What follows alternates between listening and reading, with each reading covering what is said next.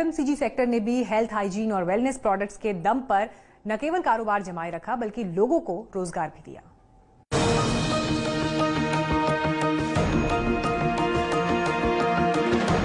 Corona काल में ज्यादातर सेक्टर संकट का सामना कर रहे हैं, लेकिन जिस तरह पीएम ने बार बार आपदा में अवसर खोजने की बात कही है, उसका असर भी कई सेक्टर्स के कारोबार में आए बदलाव के तौर पर देखा जा रहा है। सबसे बड़ा फायदा ई कॉमर्स सेक्टर और डायरेक्ट सेलिंग इंडस्ट्री को मिला है। ई कॉमर्स सेक्टर के फायदे का असर ये हुआ है कि आने वाले फेस्टिवल सीजन में कंपनी 1 लाख लोगों को नौकरी पर रखने वाली है। डायरेक्ट सेलिंग कंपनी वेस्टेज का दावा है कि कोरोना काल में ऑनलाइन ऑर्डर 300% बढ़े हैं। इस सफलता में सबसे बड़ा हाथ एफएमसीजी सेक्टर का है। लॉकडाउन में जहां सब कुछ बंद था, वहीं पर घर में रसोई से लेकर बाथरूम तक इस्तेमाल होने वाले सामानों की बिक्री में जोरदार तेजी आई। इससे इन कंपनियों को बेरोजगार होते लोगों को काम दिलाने में भी मदद मिली है।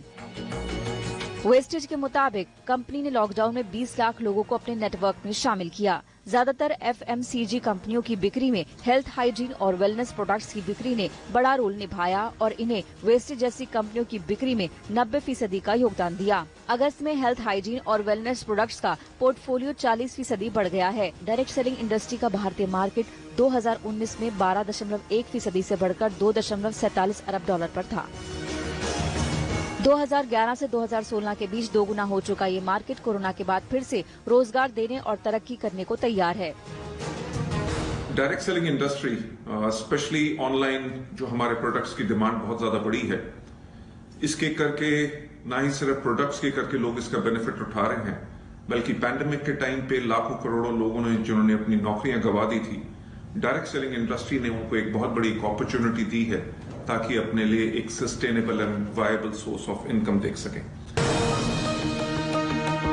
एफएमसीजी में हेल्थ, हाइजीन और वेलनेस के बाद ग्रोसरी प्रोडक्ट्स की डिमांड भी जबरदस्त रही। लॉकडाउन में तो घर में पकवान बनाने के लिए लोगों ने जमकर तमाम तरह के खाने पीने का सामान खरीदा। पिछले 4-5 महीनों में लोगों ने घर पे खाने के साथ ज्यादा एक्सपेरिमेंट किए हैं। रेस्टोरेंट्स डाइन इन बंद थे और सेफ्टी रीजंस के चलते फूड डिलीवरी भी काफी कम हो गई थी। कंज्यूमर्स ने अपने फेवरेट फूड को काफी मिस किया और इसके चलते घर पर बहुत एक्साइटिंग डिशेस बनाए, जैसे सैंडविचेस, बर्गर्स, रैप्स, पिज्जा और पास्ता। ग्रोसरी की डिमांड का अभी तक यह असर है कि जियो मार्ट से मुकाबला करने के लिए सभी ई कॉमर्स कंपनियां सितंबर के आखिर से दिवाली तक दाल चावल के कारोबार से जियो से टकराएंगी। इसके लिए जो तैयारियां की गई हैं, उसमें फ्लिपकार्ट ने वॉइस एनेबल सर्च विकल्प शुरू किया है। अमेजन ने अपनी पेंट्री सर्विस को 300 शहरों तक बढ़ा दिया है और 5 शहरों में फ्रेश फूड सेवा लॉन्च की है। मार्केट लीडर बिग बास्केट अपने प्रोडक्ट्स की रेंज को 30,000 से बढ़ाकर 40,000 करने जा रहा है। ग्रोफर सितंबर के आखिर से दिवाली तक इवेंट आयोजित करेगा। हालांकि मामला केवल ई कॉमर्स कंपनियों के मुकाबले या इनकी ग्रोथ तक सीमित नहीं है। जियो मार्ट के मॉडल को देखते हुए कंपनियां अब लोकल दुकानदारों को भी अपने नेटवर्क में शामिल करके ज्यादा से ज्यादा ग्राहकों तक पहुंच बना रही हैं। आज तक ब्यूरो।